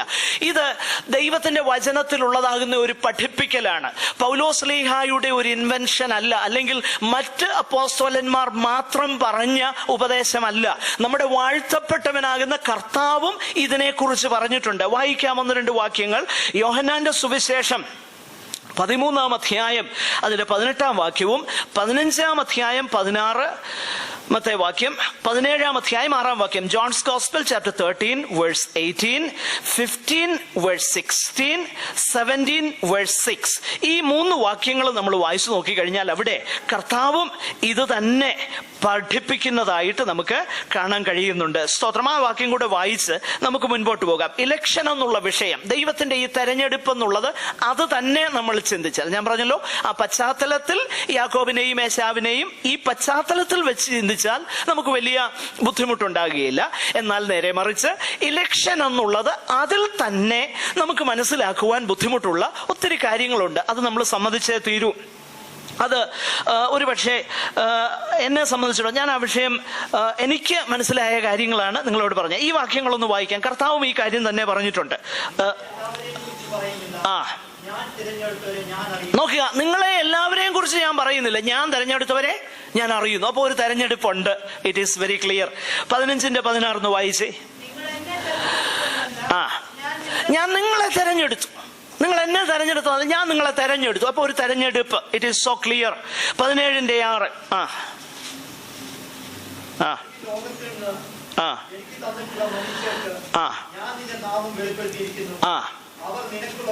നോക്കുക, അവിടെയും പ്രധാനപ്പെട്ട ആശയം അത് തന്നെയാണ്. അവർ, നീ എനിക്ക് തന്നവർ, അവർ നിനക്കുള്ളവരാകുന്നു. അപ്പൊ നീ എനിക്ക് തന്നവർ, ഞാൻ തെരഞ്ഞെടുത്തവർ. അപ്പോൾ ഈ തെരഞ്ഞെടുപ്പ്, ഇലക്ഷൻ എന്നുള്ളത് ദൈവവചനത്തിന്റെ ഉപദേശമാണ്. അത് നമ്മൾ എഫേസ്യ ലേഖനത്തിൽ വായിക്കുന്നുണ്ട്, പഴയ നിയമത്തിൽ ഇസ്രായേലിനോടുള്ള ബന്ധത്തിൽ വായിക്കുന്നുണ്ട്. ഈ ഇലക്ഷൻ എന്നുള്ള വിഷയം ഇതിനു മുൻപ് നമ്മൾ വിശദീകരിച്ചിട്ടുള്ള വിഷയമാണ് എന്നുള്ളത് കൊണ്ട് അതിനെക്കുറിച്ച് അധികമായി ഇനിയും ഇപ്പോൾ വിശദീകരിക്കാൻ നമുക്ക് സമയമില്ല. നമുക്ക് മുൻപോട്ട് പോകാം. അടുത്ത വേദഭാഗത്തേക്ക് നമുക്ക് കടന്നു വരാം. അതായത് അതുകൂടെ പറഞ്ഞ് ഇന്ന് നമുക്ക് ആ ഭാഗം അവസാനിപ്പിക്കാം. 14 മുതൽ 18 വരെയുള്ളതാകുന്ന വാക്യങ്ങളിൽ രണ്ടാമത്തെ ചോദ്യം. ആദ്യത്തെ ചോദ്യം ഇതാണ്: ദൈവത്തിന്റെ വചനം വൃഥാവായി പോയോ? പൗലോസ് പറയുന്നില്ല. വൃഥാവായി പോകാഞ്ഞതിന്റെ കാരണം ദൈവത്തിന്റെ വചനം നിവർത്തിയായി. ആരിൽ നിവർത്തിയായി? അബ്രഹാമിൽ നിവർത്തിയായി, ഇസഹാക്കിൽ നിവർത്തിയായി, യാക്കോബിൽ നിവർത്തിയായി. മാത്രമല്ല, ആ സന്തതി പരമ്പരയിൽ പുറമെ യഹൂദനായവൻ യഹൂദനല്ല, അകമേ യഹൂദനായവനിൽ ദൈവത്തിന്റെ വചനം എന്തായിരിക്കുന്നു? നിവൃത്തിയായിരിക്കുന്നു. അതുകൊണ്ട് ദൈവം പറഞ്ഞ വാഗ്ദാനങ്ങളും ദൈവത്തിന്റെ ഉടമ്പടികളും ചിലര് വിശ്വസിച്ചില്ലെന്നും പറഞ്ഞ് അത് നിവൃത്തിയാകാതിരുന്നിട്ടില്ല. ചിലരെന്നല്ല, ഒരു വലിയ ഭൂരിഭാഗം അവർ ക്രിസ്തുവിനെ അംഗീകരിച്ചില്ല, മിശിഹായെ സ്വീകരിച്ചില്ല. അവര് സ്വീകരിച്ചില്ല എന്ന് വെച്ച് ദൈവത്തിന്റെ വചനത്തിന് മാറ്റമുണ്ടായില്ല, അത് നിവൃത്തിയായി. അങ്ങനെയുള്ളതാകുന്ന ദൈവത്തിന്റെ നിർണയത്തെക്കുറിച്ചും ദൈവത്തിന്റെ തെരഞ്ഞെടുപ്പിനെ കുറിച്ചും പറഞ്ഞു കഴിഞ്ഞപ്പം അടുത്ത ന്യായമായ ചോദ്യം അവിടെ ഉന്നയിക്കപ്പെടുകയാണ്. പൗലോസ് നിശ്ചയമായിട്ടും ഈ കാര്യം നിശ്ചയമായിട്ടും തന്റെ സിനഗോഗിലുള്ളതാകുന്ന പ്രസംഗങ്ങളിൽ ഈ കാര്യം പറഞ്ഞിട്ടുണ്ട്. അതിന് യാതൊരു സംശയമില്ല. കാരണം തന്റെ സുവിശേഷ മിഷണറി യാത്രയിൽ സിനഗോഗുകളിൽ യഹൂദന്മാരുടെ പള്ളികളിൽ താൻ സംഭാഷിക്കുമ്പോൾ പഴയ നിയമ തിരുവെഴുത്തുകളെ ആധാരമാക്കിയാണ് ക്രിസ്തു യേശുവാണ് മിശിഹ എന്ന് തെളിയിച്ചുകൊണ്ടിരുന്നത്. അങ്ങനെയെങ്കിൽ പഴയ നിയമ തിരുവെഴുത്തുകളെ ആധാരമാക്കി ഈ കാര്യങ്ങളൊക്കെ താൻ പറഞ്ഞിട്ടുണ്ടാകാം. അതായത് പുറമെ യഹൂദനായവൻ യഹൂദനല്ലെന്നും അബ്രഹാമിന്റെ സന്തതി പരമ്പരയിൽപ്പെട്ടതുകൊണ്ട് അവര് മക്കളാണെന്നും വരുന്നില്ല. അകമേ യഹൂദനായവനാണ് യഹൂദനെന്നും തെരഞ്ഞെടുപ്പിൻ പ്രകാരമാണ് ഒരു ശേഷിപ്പുള്ളതെന്നും ഈ കാര്യങ്ങളൊക്കെ പൗലോസ് പറഞ്ഞിട്ടുണ്ട്. അപ്പോൾ ഈ തെരഞ്ഞെടുപ്പിനെ കുറിച്ചൊക്കെ പറഞ്ഞപ്പോൾ ന്യായമായും ചോദിക്കപ്പെട്ട അല്ലെങ്കിൽ അങ്ങനെ ഉന്നയിക്കപ്പെട്ടതാകുന്ന ഒരു ചോദ്യമാണ് പൗലോസ് ഇവിടെ പറയുവാൻ ആഗ്രഹിക്കുന്നത്. അങ്ങനെയെങ്കിൽ പൗലോസേ, അങ്ങനെ കുട്ടികൾ ഗുണമാകട്ടെ ദോഷമാകട്ടെ അതൊക്കെ പ്രവർത്തിക്കുന്നതിന് മുൻപ് തന്നെ മൂത്തവൻ ഇളയവനെ സേവിക്കും എന്ന് ദൈവം ആദ്യമേ പറഞ്ഞു. മാത്രമല്ല, ഏശാവിനെ ദ്വേഷിച്ചിരിക്കുന്നു, യാക്കോബിനെ ഞാൻ സ്നേഹിക്കുന്നു എന്നൊക്കെ പറയുമ്പോൾ, അങ്ങനെ പറഞ്ഞാൽ അത് ദൈവത്തിന്റെ ഭാഗത്തൊരു അനീതിയല്ലേ? ന്യായമായ ചോദ്യമാണ്. അപ്പോൾ ആ ചോദ്യമാണ് ഇവിടെ പൗലോസ് തുടർന്ന് താന് ദൈവം അനീതിയുള്ളവനല്ല എന്ന വിഷയം തെളിയിപ്പാൻ പൗലോസ് ഇവിടെ ദൈവത്തിന്റെ കരുണയെ കുറിച്ചാണ് പറയുന്നത്. ശ്രദ്ധിക്കണേ, നമുക്ക് ആ വാക്യങ്ങളൊന്ന് വായിച്ചിട്ട് നമുക്ക് പെട്ടെന്ന് ചിന്തിച്ച് അവസാനിപ്പിക്കാം. ദയവായിട്ട് ആ വേദഭാഗം ഒന്ന് വായിക്കാം. 14 മുതൽ 18 വരെയുള്ളതാകുന്ന വാക്യങ്ങൾ. 14 to 18. യെസ്.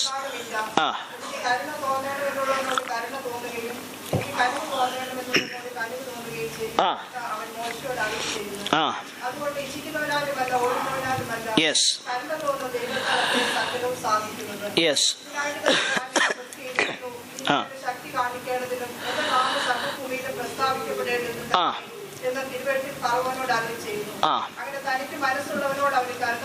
യെസ്.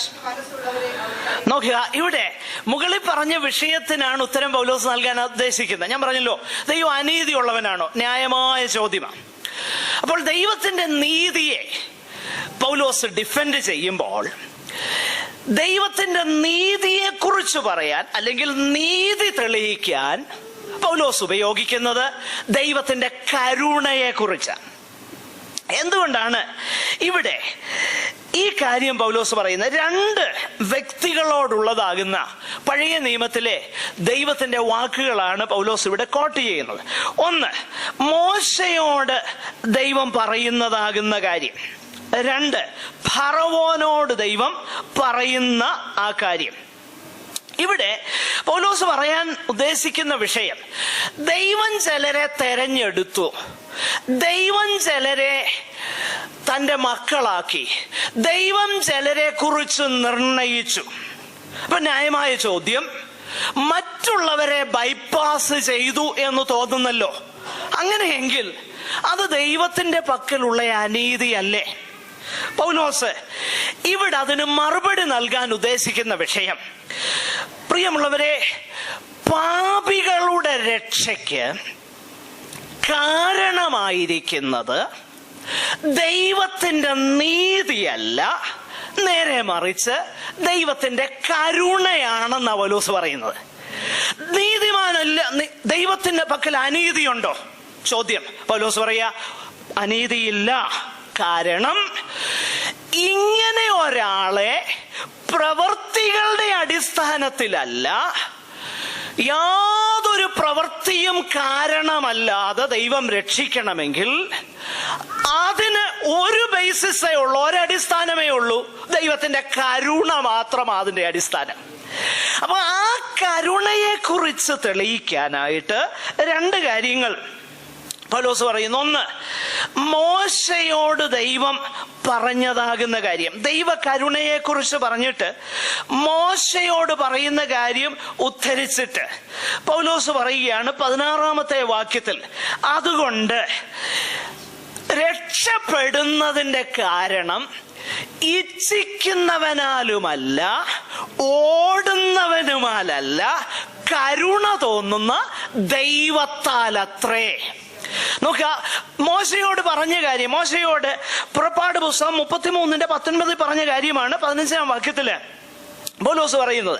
എന്നിട്ട് ഫറവോനോട് ദൈവം പറഞ്ഞ കാര്യം പുറപ്പാട് പുസ്തകം 9:6 ഫറവോനോട് പറഞ്ഞതാകുന്ന കാര്യമാണ് ഇവിടെ അടുത്ത വാക്യത്തിൽ, അതായത് 17-ാമത്തെ വാക്യത്തില് പൗലോസ് പറയുന്നത്. എന്നാല് അവിടെ 17-ാമത്തെ വാക്യത്തില് ഒരു കാര്യം ഞാൻ പറഞ്ഞ കൂട്ടത്തിൽ അങ്ങ് പറഞ്ഞു മുൻപോട്ട് പോകട്ടെ. എന്ന് തിരുവെഴുത്തിൽ ഫറവോനോട് അരുളി ചെയ്യുന്നു എന്ന് മലയാളം വേദപുസ്തകത്തിൽ എഴുതിയിരിക്കുന്നെങ്കിലും ഇംഗ്ലീഷ് വേദപുസ്തകത്തിൽ ദ സ്ക്രിപ്ചർ സെയ്സ്, മുകളിൽ പറയുന്നത് ഗോഡ് സെയ്സ് ടു മോസസ്. ഇവിടെ ഫറവോനോട് പറയുന്നു the scripture says to Pharaoh. മോശയോട് ദൈവം അരുളി ചെയ്യുന്നു, ഫറവോനോട് തിരുവെഴുത്തരുളി ചെയ്യുന്നു. ഈ രണ്ട് പദപ്രയോഗങ്ങൾ അല്പം നമ്മുടെ മനസ്സിലേക്ക്, മലയാളത്തിൽ തിരുവെഴുത്തിൽ ഒരു പ്രിപ്പോസിഷൻ ഉണ്ട്, പക്ഷെങ്കിൽ ഒറിജിനൽ ലാംഗ്വേജിൽ അതില്ല.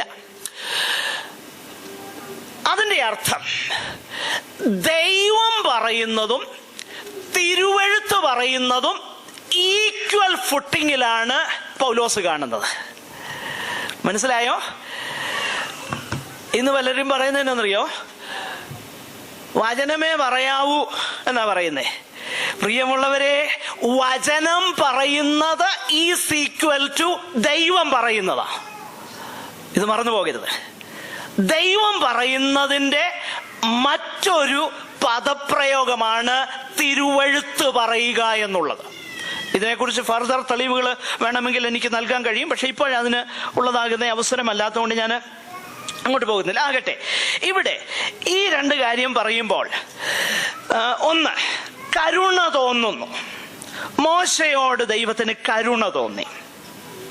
ഫറവോനെ ദൈവം എന്താക്കി? കഠിനപ്പെടുത്തി. എന്നിട്ട് 18-ാമത്തെ വാക്യത്തിൽ ഇത് രണ്ടും കൂടെ കൂട്ടിച്ചേർത്ത് പറഞ്ഞു, അങ്ങനെ തനിക്ക് മനസ്സുള്ളവനോട് അവന് കരുണ തോന്നുന്നു, തനിക്ക് മനസ്സുള്ളവനെ അവൻ കഠിനനാക്കുന്നു.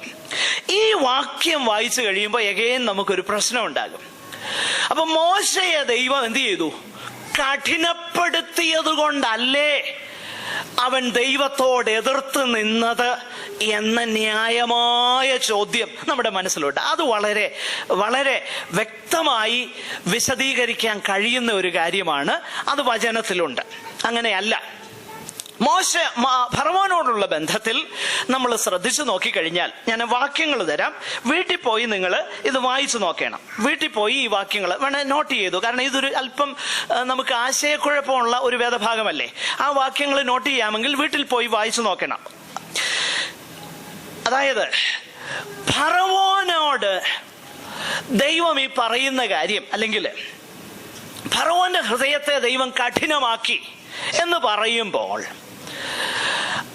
ആദ്യം സംഭവിക്കുന്നത് ഫറവോൻ തന്നെ തന്റെ ഹൃദയത്തെ കഠിനമാക്കുകയാണ് ചെയ്തത്. ഈ വാക്യങ്ങളൊന്ന് വായിച്ചു നോക്കാം.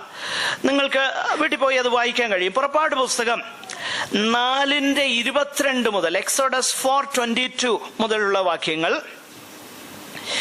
7-ാം അധ്യായം 13-ാം വാക്യം. ഞാൻ ഈ വേഴ്സസ് എല്ലാം തരുന്നത്, ഈ വേദഭാഗം മുഴുവൻ നിങ്ങൾ വീട്ടിൽ പോയി ഇതൊന്ന് ക്രോസ് ചെക്ക് ചെയ്ത് നോക്കാൻ വേണ്ടിയിട്ടാണ്.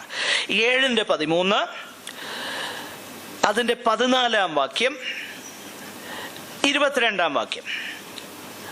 7:13, 14, 22.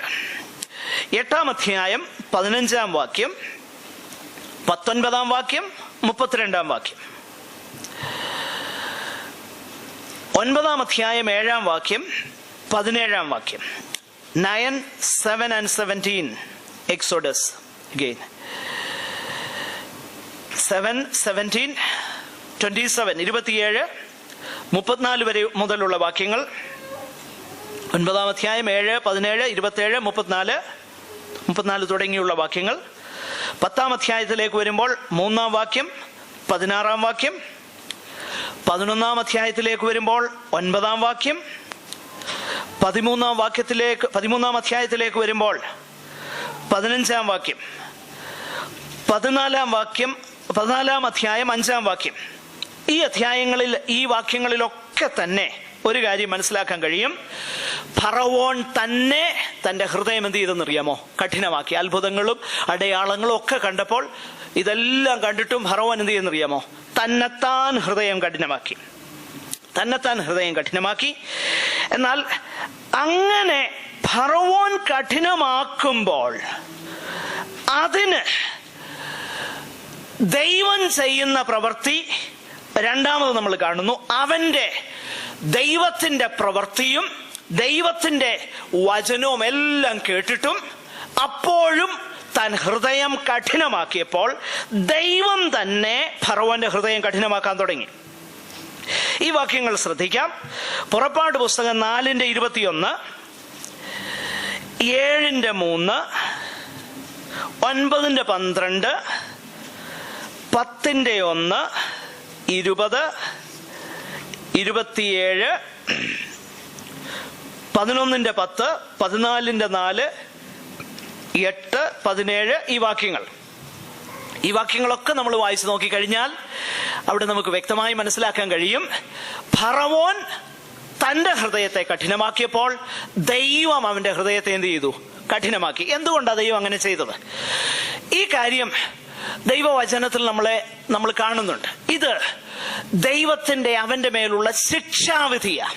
എന്ത് ശിക്ഷാവിധി? ദൈവം അവസരം കൊടുത്തു. ദൈവം തന്നെ കുറിച്ചുള്ളതാകുന്ന വെളിപ്പാട് കൊടുത്തു. താൻ മാത്രം യഹോവയാണ് ഈ കാര്യം മോശയിൽ കൂടെ ഫറവോനോട് പറഞ്ഞു. പക്ഷെങ്കിൽ ഇതെല്ലാം കണ്ടിട്ടും അത്ഭുതങ്ങൾ കണ്ടിട്ടും ഹൃദയത്തെ കഠിനമാക്കി. ഇതേ ചിന്ത തന്നെയാണ് റോമാലേഖനം 1-ാമത്തെ അധ്യായത്തിൽ നമ്മൾ വായിക്കുന്ന വിഷയം. ദൈവം അവരെ കൈവിട്ട് കളഞ്ഞു. ദൈവം അവരെ ഏൽപ്പിച്ചു കൊടുത്തു. ദൈവം അവരെ വിട്ടുകളഞ്ഞു. 1-ാം അധ്യായം 18-ാമത്തെ വാക്യത്തിൽ അനീതി കൊണ്ട് സത്യത്തെ തടുക്കുന്ന സകല മനുഷ്യരുടെയും അനീതിക്കും അഭക്തിക്കുമെതിരെ ദൈവത്തിന്റെ കോപം സ്വർഗത്തിൽ നിന്ന് വെളിപ്പെടുന്നു. എന്നിട്ട് അടുത്ത വാക്യത്തിൽ പറയുന്നു, ദൈവത്തെക്കുറിച്ചുള്ളത് അവർക്ക് വെളിപ്പെടുത്തി കൊടുത്തു, പ്രതിവാദം ഇല്ലാതിരിക്കേണ്ടതിന് തന്നെ. അങ്ങനെ വെളിപ്പാട് കിട്ടിയിട്ടും അവരെന്ത് ചെയ്തു? അവര് ദൈവത്തിന്റെ ആ സാദൃശ്യത്തെ ക്ഷയമുള്ളതാകുന്ന മനുഷ്യൻ എന്ന് വേണ്ട മൃഗങ്ങളോടും ജന്തുക്കളോടുമൊക്കെ എന്ത് ചെയ്തു? സാദൃശ്യമാക്കി. അതിനെ അങ്ങനെ അവരാക്കിയത് കൊണ്ട് ദൈവം എന്ത് ചെയ്തു? അവരെ കൈവിട്ടു. നോക്കിയേ, ദൈവം അവർക്ക് വെളിച്ചം കൊടുത്തു. ആ വെളിച്ചത്തിന് അവർ റെസ്പോണ്ട് ചെയ്തില്ല എന്ന് പറഞ്ഞപ്പോൾ ദൈവം അവരെ അവരുടെ വഴിക്ക് വിടുന്നു, ശിക്ഷാവിധിക്ക് ഏൽപ്പിച്ചു കൊടുക്കുന്നു. അതുപോലെ തന്നെയാണ് ഫറവോന്റെ കേസിൽ. ദൈവം അവസരങ്ങളെ ആദ്യം, അല്ലെങ്കിൽ ദൈവത്തെക്കുറിച്ചുള്ള വെളിപ്പാട് കൊടുത്തു. പക്ഷെങ്കിൽ ഫറവോൻ സ്വയമായി ഹൃദയത്തെ കഠിനമാക്കിയപ്പോൾ ദൈവം അവന്റെ ഹൃദയത്തെ കഠിനമാക്കാനായിട്ട് തുടങ്ങി. ഇതേ കാര്യം തന്നെ യെശയ്യാവിന്റെ പ്രവചനത്തിൽ നമ്മൾ വായിക്കുന്നുണ്ട്. യെശയ്യാവിന്റെ പ്രവചനത്തിൽ 6-ാമത്തെ അധ്യായം അതിന്റെ 9 മുതലുള്ളതാകുന്ന വാക്യത്തില് അവര് കേട്ടിട്ടും ഗ്രഹിക്കാതിരിക്കേണ്ടതിന്, നോക്കുക, ഇതേ കാര്യം യേശു കർത്താവ് തന്റെ ശുശ്രൂഷയിൽ പറയുന്നുണ്ട്. മത്തായിയുടെ സുവിശേഷം 13:13 മുതലുള്ള വാക്യങ്ങളും, മർക്കോസിന്റെ സുവിശേഷം 4:11, യോഹന്നാന്റെ സുവിശേഷം 12:39, പൗലോസ് ശ്ലീഹ അപ്പോസ്തല പ്രവൃത്തി 28-ാം അധ്യായം അതിന്റെ 25-ാമത്തെ വാക്യം. അപ്പോൾ ഈ വാക്യങ്ങളൊക്കെ നമ്മൾ ചേർത്ത് ചിന്തിച്ചാൽ ഒരു കാര്യം മനസ്സിലാകാൻ കഴിയും. കരുണ തോന്നേണം എന്നുള്ളവനോട് കരുണ തോന്നുന്നു. അതായത് ദൈവത്തിന്റെ കരുണയാണ് ഒരുവനെ രക്ഷിക്കുന്നതിന്റെ ആധാരം, അല്ലാതെ ദൈവത്തിന്റെ നീതിയല്ല. എന്താണ് അതിന്റെ അർത്ഥം?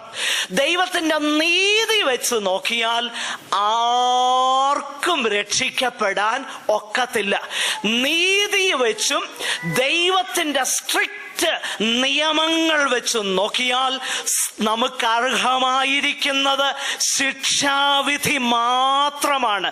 എന്നാൽ അത് ദൈവം മാറ്റിയിട്ട് ദൈവത്തിന് കരുണ തോന്നിയത് കൊണ്ടാണ് ദൈവം നമ്മെ തെരഞ്ഞെടുത്തത്. പ്രിയമുള്ളവരെ, നിത്യതയിൽ നമ്മൾ ചെല്ലുമ്പോൾ ഞാൻ ഒരു കാര്യം ഉറപ്പായിട്ട് പറയാം, വളരെ ഉറപ്പോടെ പറയാൻ എനിക്കത് കഴിയും. പ്രിയമുള്ളവരെ, നിത്യതയിൽ ചെല്ലുമ്പോൾ ഒത്തിരി പേര് നഷ്ടപ്പെട്ടു പോയല്ലോ എന്നായിരിക്കുകയില്ല നമ്മൾ ഓർക്കാൻ പോകുന്നത്. ശ്രദ്ധിക്കണേ, നിത്യതയിൽ നമ്മൾ ചെല്ലുമ്പോൾ ഒത്തിരി പേര് നഷ്ടപ്പെട്ടല്ലോ എന്നല്ല നമ്മൾ ഓർക്കാൻ പോകുന്നത്. പിന്നെ നമ്മൾ ഓർക്കാൻ പോകുന്നത്, അയ്യോ ചിലരെങ്കിലും രക്ഷപ്പെട്ടല്ലോ എന്നായിരിക്കും നമ്മൾ ഓർക്കാൻ പോകുന്നത്. സ്തോത്രം. എന്ന് പറഞ്ഞാൽ നമുക്ക് നിത്യതയിൽ പ്രവേശിപ്പാൻ ഒരു യോഗ്യതയുമില്ല. ഒരു വിധത്തിലുള്ളതാകുന്ന യാതൊരു യോഗ്യതയുമില്ല. എന്നാൽ ദൈവം കരുണ തോന്നിയത് കൊണ്ട് മാത്രമാണ് നാം രക്ഷിക്കപ്പെടാൻ പോകുന്നത്. സ്തോത്രം. ആരെങ്കിലും നശിച്ചു പോയാൽ അതിന്റെ ഉത്തരവാദിത്വം ആ വ്യക്തിക്ക് തന്നെയാണ്. എന്നാൽ ആരെങ്കിലും രക്ഷിക്കപ്പെടുന്നുവെങ്കിൽ അതിന്റെ മുഴുവൻ ക്രെഡിറ്റും ദൈവത്തിനാണ്. അതുകൊണ്ടാണ് ഇച്ഛിക്കുന്നവനാലുമല്ല, ഓടുന്നവനുമാലല്ല, കരുണ തോന്നുന്ന ദൈവത്താൽ അത്രേ സകലവും സാധ്യമാകുന്നത്. ദൈവത്തിന്റെ പക്കൽ അനീതിയുണ്ടോ? ഇല്ല. കാരണം എനിക്ക് കരുണ തോന്നേണം എന്നുള്ളവനോട് എനിക്ക് കരുണ തോന്നിയതേയുള്ളൂ. നീതിയുടെ വെളിച്ചത്തിലല്ല ഞാൻ ഈ കാര്യം ചെയ്തത്. നീതിയുടെ വെളിച്ചത്തിലായിരുന്നെങ്കിൽ ഇതെനിക്ക് ചെയ്യാനൊക്കത്തില്ലായിരുന്നു. എന്നാൽ കരുണയുടെ വെളിച്ചത്തിലാണ് ദൈവം ജാതികളിൽ നിന്നും യഹൂദന്മാരിൽ നിന്നും ചിലരെ മുൻനിയമിച്ച് അവരെ വിളിച്ച് വേർതിരിച്ച് തന്റെ മക്കളാക്കി അവകാശികളാക്കി തീർത്തതെങ്കിൽ, എന്റെ പ്രിയരെ, നമുക്ക് ഈ ദൈവത്തെ സ്നേഹിപ്പാനും ഈ ദൈവത്തിന് വേണ്ടി ജീവിപ്പാനും നമുക്ക് ഇവിടെ കഴിയണം. അതിനായി ദൈവം നമ്മെ സഹായിക്കട്ടെ. നമ്മുടെ ഈ ദൈവവചന പഠനം നമ്മുടെ ആത്മീയ ജീവിതത്തിൽ അതിന് കാരണമാകട്ടെ എന്ന പ്രാർത്ഥനയോടെ ഞാൻ എൻ്റെ വാക്കുകളെ അവസാനിപ്പിക്കുന്നു. അടുത്ത ആഴ്ചയിൽ തുടർന്ന് ആ കാര്യങ്ങൾ താഴോട്ട് നമുക്ക് ചിന്തിക്കാവുന്നതാണ്. ദൈവം ഈ വചനങ്ങളാൽ നമ്മെ അനുഗ്രഹിക്കട്ടെ. സഹോദരന്മാരുടെ യേശു ക്രിസ്തുവിന്റെ കൃപയും പിതാവായ ദൈവത്തിന്റെ സ്നേഹവും ആശ്വാസപ്രദനാകുന്ന പരിശുദ്ധാത്മാവിന്റെ കാവലും സഹവാസവും കൂട്ടായ്മയും നമ്മെല്ലാവരോടും ലോകമോടുള്ള സകല വിശുദ്ധന്മാരോടുകൂടിയും ഇപ്പോഴും എന്നേക്കും കർത്താവിന്റെ വരുവരെയും ഉണ്ടായിരിക്കുമാറാകട്ടെ. നമ്മുടെ കർത്താവായ യേശു ക്രിസ്തു മുഖാന്തരം നമുക്ക് ജയം തന്ന ദൈവത്തിന് സ്തോത്രം ചെയ്യാം. ഹല്ലേലൂയ, ഹല്ലേലൂയ, ഹല്ലേലൂയ. ആമേൻ. കർത്താവായ യേശുവേ വരേണമേ.